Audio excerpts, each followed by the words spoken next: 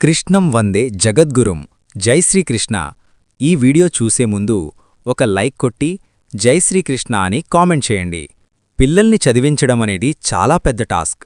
రోజూ హోంవర్క్ చేయించేసరికి తలప్రాణం తోకకు వస్తుంది. కొన్నిసార్లు ఇంట్రెస్ట్గా చేస్తారు, మరికొన్నిసార్లు ఇబ్బంది పెడతారు. అయితే ఎప్పుడైనా సరే వాళ్లలో ఆసక్తి పెంచి ఆ తర్వాతే చదివించాలి. అయితే కొన్ని చిట్కాలు పాటిస్తే వాళ్లలో చదువుపైన ఫోకస్ పెరగడంతో పాటు ఇంట్రెస్ట్ పెరుగుతుంది. మరి ఏ చిట్కాలు పాటిస్తే వాళ్లలో ఆసక్తి పెరుగుతుందో వివరంగా తెలుసుకోండి. బలవంతం వద్దు. పిల్లలకు నేర్పించడమంటే సింపుల్ కాదు. వాళ్ల విధానంలోకి వెళ్ళి మరీ నేర్పించాల్సి ఉంటుంది. గట్టిగా అరిచినా కోప్పడినా వాళ్లు చదువుపై ఫోకస్ పెట్టరు. ముఖ్యంగా చదివే విషయంలో పూర్తిగా వాళ్లకి స్వేచ్ఛనివ్వాలి. ఏ టైంలో చదవాలని అనుకుంటున్నారో అప్పుడే వాళ్ళని చదివించాలి. అంటే మరీ అర్ధరాత్రి వరకు కాకుండా వాళ్ళు చెప్పిన టైంని బట్టి కాస్త అటూ ఇటూ అడ్జస్ట్మెంట్స్ చేస్తూ వాళ్ళకి అర్థమయ్యే విధంగానే చెబుతూ నేర్పించాలి. స్నాక్స్ టైం ఉంటే అంతకుముందు చేస్తారా లేదంటే తర్వాత చేస్తారా అని ముందుగానే ప్రశ్నించాలి. ఈ చాయిస్ వాళ్లకే ఇవ్వాలి. వాళ్ళు చెప్పిన ఆన్సర్ని బట్టి డిసైడ్ అవ్వాలి. అంతేకాని బలవంతంగా వాళ్లపై ఏమీ రుద్దకూడదు. ఆటపాటలుగా చదివించడమంటే సీరియస్గా కూర్చోబెట్టి అన్నీ చెప్పాలి అని కాదు. కాస్త ఆటగోలుగానే ఉండాలి. అంటే కష్టమైన టాపిక్స్ని గేమ్స్లా మార్చి వాళ్లకి అర్థమయ్యే విధంగా నేర్పించాలి.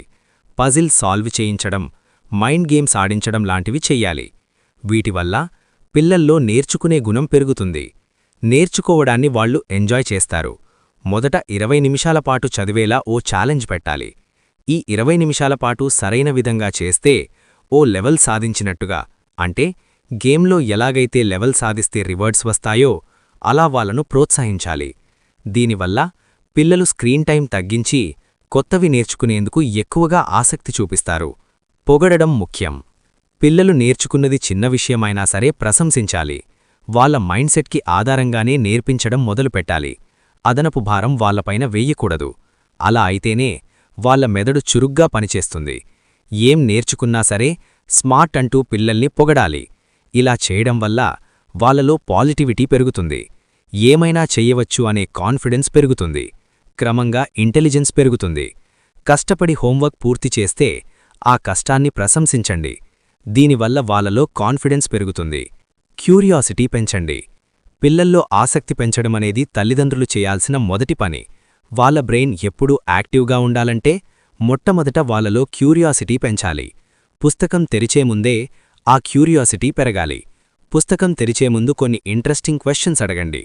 అవి సబ్జెక్ట్తో సంబంధమున్నవే అవ్వాల్సిన అవసరం లేదు. వేరేవైనా సరే జస్ట్ వాళ్లలో ఆసక్తి పెంచే ప్రశ్నలు అడిగితే సరిపోతుంది. దీనివల్ల కొత్తవి నేర్చుకోవాలనే ఇంట్రెస్ట్ వాళ్లలో పెరుగుతుంది. ఇలా సెట్ చేయండి. పిల్లల్ని చదివించడమంటే సాధారణ విషయమేమీ కాదు. పిల్లలకన్నా ముందు తల్లిదండ్రులు ప్రిపేర్ అవ్వాలి. అయితే వాళ్లను చదివించే వాతావరణం బాగుండాలి. రోజూ ఓ టేబుల్ పైన కూర్చోబెట్టి వాళ్లకి నచ్చిన బొమ్మలు లేదా వస్తువులు అక్కడ ఉంచాలి. రోజూ ఒకే టైంలో చదివించే విధంగా ప్రయత్నించాలి. ఇలా చేయడం వల్ల వాళ్లు కూడా ఆ టైంకి అలవాటు పడిపోతారు. వాళ్లకి నచ్చిన ఫుడ్ లేదా డ్రింక్ ఇవ్వాలి. ఆ తర్వాత వాళ్లను చదివించేందుకు సిద్ధం చెయ్యాలి. ఇలా చేయడం వల్ల వాళ్లు కూడా మానసికంగా సిద్ధంగా ఉంటారు. మోటివేట్ చేయడం ముఖ్యం. చిన్న చిన్న లక్ష్యాలు సాధించినా సరే వాళ్లను ప్రోత్సహించండి.